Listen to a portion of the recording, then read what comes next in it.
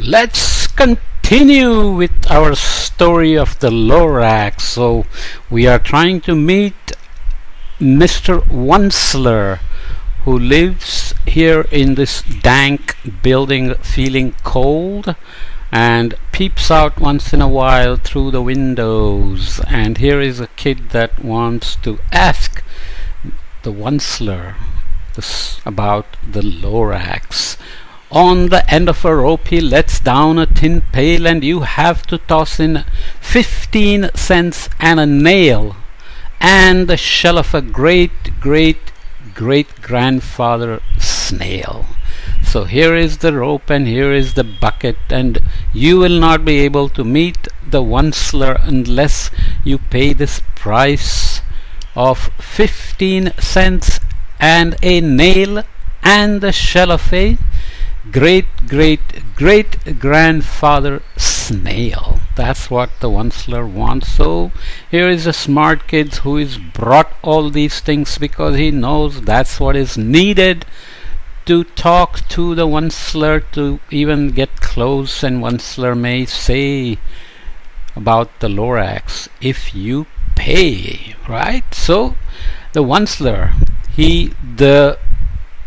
pulls up the pail, makes a most careful count to see if you have paid him the proper amount. So you can see the Once-ler is not coming out of the window. He's just reaching out, pulling the bucket, the pail up, taking the snail's shell and the nail and the 15 cents, and make sure you have paid him correctly. Then he hides what you paid him away in his snub, his secret strange hole in his grooveless glove. So there is the grooveless glove that the Once-ler is wearing. Then he grunts, I will call you by whisperer my phone, for the secret I tell you are for your ears alone. Right? He's not going to tell you openly. He's going to whisper it to you by calling you by the whisper my phone. This is a very American thing, so you have to get used to me trying to imitate the Americans, which obviously is not the main goal here. So slop, down slops the whisper my phone to your car, to your ear, sorry, not the car. And the old Once-ler's whispers are not very clear, since they have to come down through a snurgly hose, and he sounds as if he had smellish bees up his nose. Smallish bees, sorry, not smellish. I have to read properly. Smallish bees up his nose. If you're doing this on TV, obviously you'll be very careful and be prepared, and obviously I'm not prepared. Now I'll tell you, he says, with his teeth sounding grey, how the Lorax got lifted and taken away. It all started way back, such a long time back. Whisper my phone, you can imagine what you did as a kid. You take one tin, make a hole, and another tin, make a hole, tie them together with a string and act as if you are listening and speaking and using the whisper my phone as well. So here comes the whisper my phone, which is basically a pipe of some sort with the earphone at the other end, and obviously Once-ler is sitting up here and whispering into the whisper my phone, and he's old, he's not very clear, and sounds like he has smallish bees up his nose. Okay, way back in the days when the grass was still green and the pond was still wet, and the clouds were still clean, and the song of the swans rang out in space.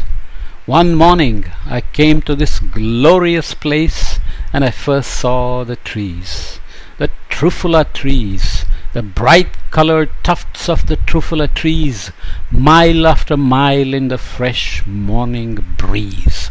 Here is the Once-ler wagon where he's coming and looking at these Truffula trees, and now you have another kind of bird and another bird here, and he's basically talking about the time you can imagine before, let's say, the Industrial Revolution, when way back in the days when the grass was still green and the pond was still wet, which means it still had water, and drought and warming and global warming had not taken it away. People had not taken it all away, and the clouds were still clean, because now the clouds are heavily polluted because of all the dust and the coal burning and the other kinds of chemicals we are putting from burning fossil fuels and petrol in the cars and trucks and so on.